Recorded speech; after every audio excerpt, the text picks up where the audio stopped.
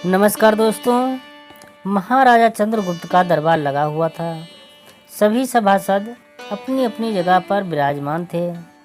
महामंत्री चाणक्य दरबार की कार्यवाही कर रहे थे। महाराजा चंद्रगुप्त को खिलौनों का बहुत शौक था। उन्हें हर रोज़ एक नया खिलौना चाहिए था। आज भी महाराजा के पूछने पर कि क्या नया है, पता चला कि एक सौदागर आया है और कुछ नए खिलौने लाया है। सौदागर का ये दावा है कि महाराज या किसी ने भी आज तक ऐसा खिलौना न कभी देखा है और न कभी देखेगा। सुनकर महाराज ने सौदागर को बुलाने की आज्ञा दी।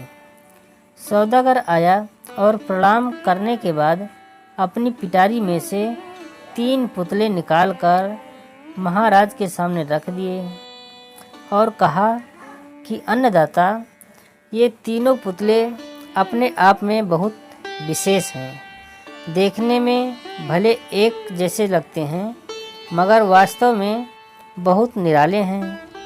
पहले पुतले का मूल्य 1 लाख मोहरें हैं, दूसरे का मूल्य 1000 मोहरें हैं और तीसरे पुतले का मूल्य केवल 1 मोहर है। सम्राट ने तीनों पुतलों को बड़े ध्यान से देखा।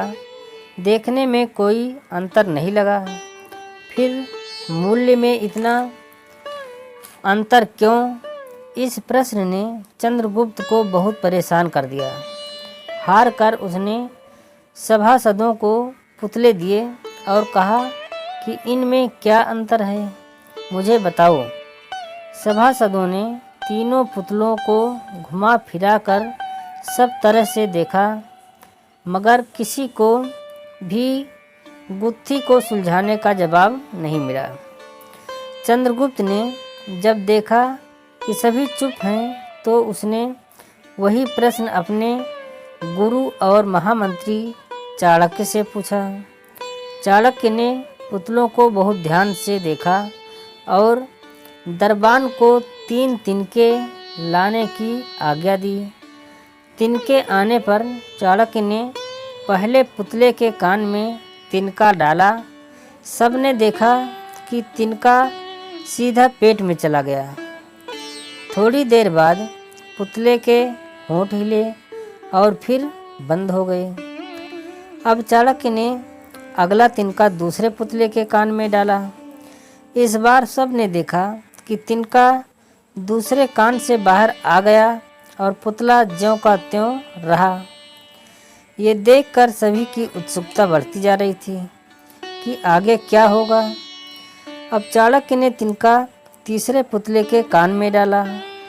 सभी ने देखा कि तिनका पुतले के मुंह से बाहर आ गया है और पुतले का मुंह एकदम खुल गया। पुतला बराबर हिल रहा है जैसे कुछ कहना चाहता हो।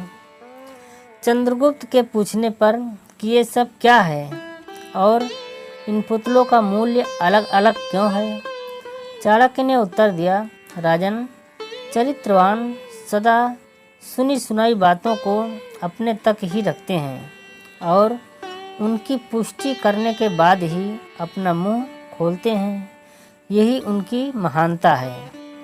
पहले पुतले से हमें यही ज्ञान मिलता है और यही कारण है कि इस पुतले का मूल्य 1 लाख मोहरें हैं। कुछ लोग सदा अपने में ही मग्न रहते हैं, हर बात को अनसुना कर देते हैं। उन्हें अपनी वाहवाही की कोई इच्छा नहीं होती। ऐसे लोग कभी किसी को हानि नहीं पहुंचाते। दूसरे पुतले से हमें यही ज्ञान मिलता है और यही कारण है कि इस पुतले का मूल्य 1000 मोहरें हैं। कुछ लोग कान के कच्चे और पेट के हल्के होते हैं। कोई भी बात सुनी नहीं कि सारी दुनिया में शोर मचा दिया। इन्हें झूठ सच का कोई ज्ञान नहीं, बस मुंह खोलने से मतलब है। यही कारण है इस पुतले का मूल्य केवल 1000 मोहर है।